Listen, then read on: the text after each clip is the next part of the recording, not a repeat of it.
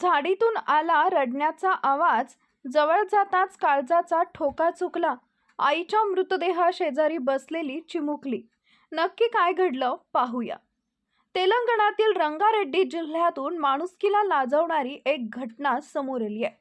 एका 31 वर्षीय महिलेची दगडानं ठेचून निर्गुण हत्या करण्यात आली. पण या घटनेची सर्वात भयानक आणि वेदनादायी बाजू म्हणजे तिची 2.5 वर्षांची मुलगी. रक्ताच्या थारोळ्यात पडलेल्या आपल्या आईच्या मृतदेहाजवळ ही चिमुरडी रात्रभर बसून होती.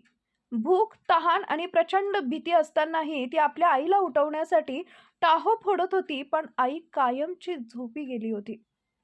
रविवार 22 मार्च रोजी सकाळी रंगारेड्डीगुडा गावातील काही शेतकरी आपल्या शेताकडे जात होते. तेव्हा निर्जन ठिकाणी असलेल्या झाडीतून एका लहान मुलीच्या रडण्याचा आवाज आला. शांतता भंग करणारा तो आवाज ऐकून शेतकरी थांबले.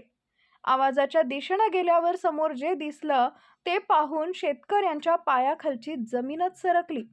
तिथं शोभा नावाच्या महिलेचा मृतदेह रक्ताच्या थारोळ्यात पडला होता आणि तिची 2.5 वर्षाची लेक आईच्या छातीला बिलगून रडत होती. पोलिसांच्या प्राथमिक अंदाजानुसार शनिवारी रात्री उशिरा शोभाची हत्या करण्यात आली असावी असा अर्थ.